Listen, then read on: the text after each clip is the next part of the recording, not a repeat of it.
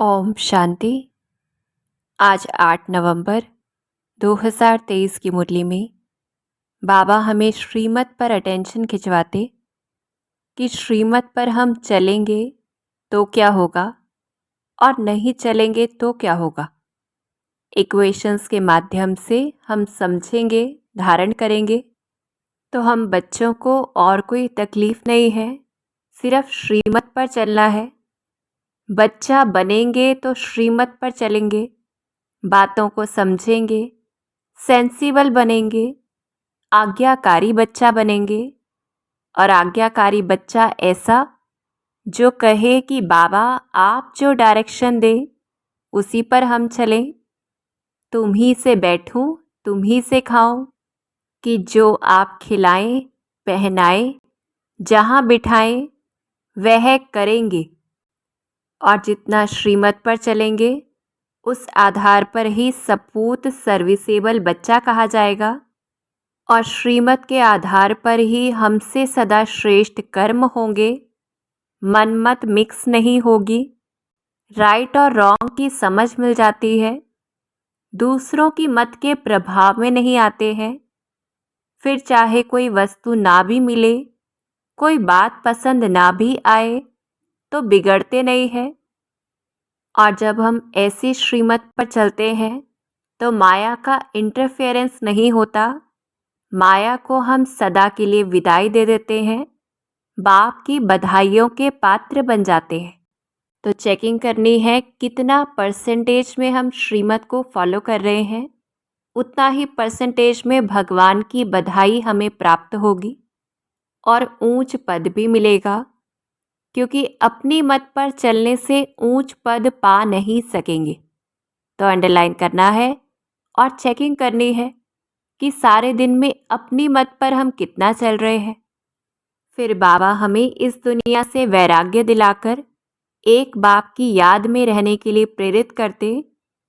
बच्चे अब समझ गए हैं कि ये दुनिया कैसी है, झूठी दुनिया है, झूठे बंधन है, नरक है, तमो प्रधान बुद्धि, हेल है, कलयुग अंत है जहाँ सभी दुखी हैं, अल्पकाल का क्षणभंगुर राज्य है। ऐसी दुनिया जहाँ कोई भी एवर हेल्दी हो नहीं सकता, अनेक प्रकार के रोग हैं। तो देखें हम इस दुनिया को जहाँ अकाले मृत्यु होती, चाहे बच्चे हो या जवान, इस समय मरना तो सबको है।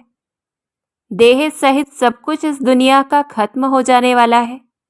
तो ऐसे स्मृति रखते हम वैराग्य रखें और इसलिए उस ईश्वर को याद करती है दुनिया। ड्रामानुसार बाप भी इस समय ही मिलते जब वो स्वयं आते हैं और इस क्षुद्र राज्य का विनाश होता है। तो अब हमें भी उसे याद करना है, तो उसके पास हम आ जाएंगे। तो इस दुनिया से वैराग्य रखते उसको याद करना है और नशा रहे, दूसरों को भी फिर नशा चढ़ाना है कि आज हेल है, कल हेवन होगा। इस समय कलयुग का अंत चल रहा है और नशा रहे कि आदि सनातन देवी देवता धर्म की स्थापना हो रही है। हम बच्चे मेरा बाबा कहते हैं तो बाप भी कहते हैं मेरे बच्चे।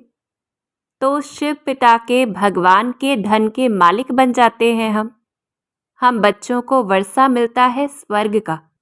और नशा रहे कि इस समय संगम युग है, हमारे लिए ही है ये युग जो ब्राह्मणों का है। हम ब्राह्मण चोटी हैं, सबसे श्रेष्ठ हैं। 3 धर्म स्थापन होते हैं, ब्राह्मण, देवता, क्षत्रिय, और फिर आधा कल्प कोई धर्म ही नहीं होता। इस समय हम प्रारब्ध पा लेते हैं, 21 जन्मों का वर्षा मिल जाता है और फिर हम देवताओं का युग आ जाता है। तो ऐसी स्मृतियों से नशा रहे और नशा रहे कि माताओं के सिर पर ही कलश रखा है स्वयं भगवान ने।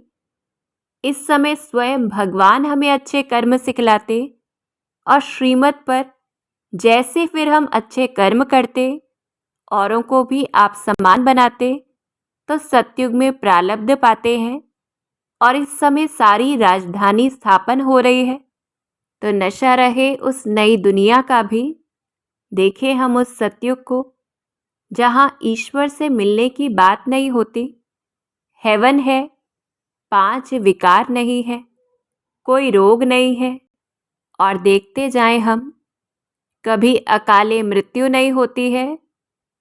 समय पर साक्षात्कार होता है कि जाकर बच्चा बनेंगे तो खुशी से शरीर छोड़ते हैं। तो इस समय तो जवानों को भी इतनी खुशी और नशा है कि हम पुराना शरीर छोड़ जाकर बाबा के पास जाएंगे। वो बाबा जो हमें स्वर्ग में भेज देंगे और हम प्रिंस बनेंगे। पर कंडीशन क्या है? जब सर्विस करें तब बने। तो जो हमारा अगला सब्जेक्ट है सेवा का, कैसे करनी है। इस दुनिया में अनेक मत वाले मनुष्य हैं, सबका अपना अपना धर्म है, अपनी अपनी मत है, ऑक्यूपेशन अलग है, नाम रूप देश काल सब कुछ अलग है। आसुरी दुनिया है, तो सबके लिए समझानी भी अलग अलग होनी चाहिए। हर एक को अलग अलग समझाना है।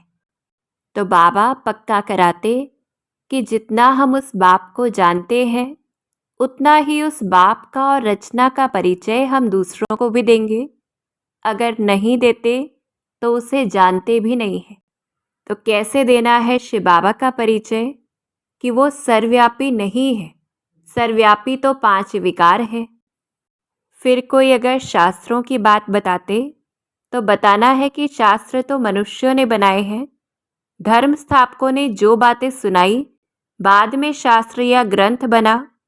इस समय तो निराकार बेहद का बाप, जो सबका बाप है, वो समझा रहा है। और स्वयं गुरु नानक ने भी उनकी महिमा की है। तो ऐसे परिचय देना है कि शिव बाबा की शिव जयंती मनाते तो नाम रूप से न्यारा कैसे हो सकता है। और वो निराकार है, जैसे आत्मा निराकार है। तो वो हमारा पिता हो गया, जिस गॉड को फादर कहा जाता, जो हम आत्माओं का बाप है। जो मैसेज लेकर आता है उसे कोई भेजता नहीं है ऊपर से, वो तो खुद ही मालिक है। मैसेंजर या पैगंबर नहीं कहेंगे उसे। और वही शिव बाबा इस समय हमें नॉलेज दे रहे हैं, जो पतितों को पावन बनाने आते, हमें सुख शांति देने आते, जो सुखदाता है, स्वर्ग की स्थापना करते, जो मालिक है और हम उसके बच्चे हैं, तो हमें ज़रूर वर्षा मिलना चाहिए। श्री कृष्णपुरी का वर्षा हमें देते, इसीलिए कहा जाता है भगवान को मालिक। तो ऐसे शिव बाबा का परिचय देना है और धारणा मूर्त बनना है, जैसे ब्रह्मा बाप ने किया। स्वयं को विश्व सेवाधारी समझा, निंदक को भी अपना मित्र समझकर हर एक को सम्मान दिया, चाहे कोई सम्मान दे या ना दे, क्योंकि सर्व आत्माओं के तने हैं हम। मास्टर रचयिता ब्राह्मण है, ये पूरा विश्व हमारा परिवार है। जब ऐसे हम सर्व को सम्मान देंगे तो देवता बनेंगे। तो फॉलो फादर करना है।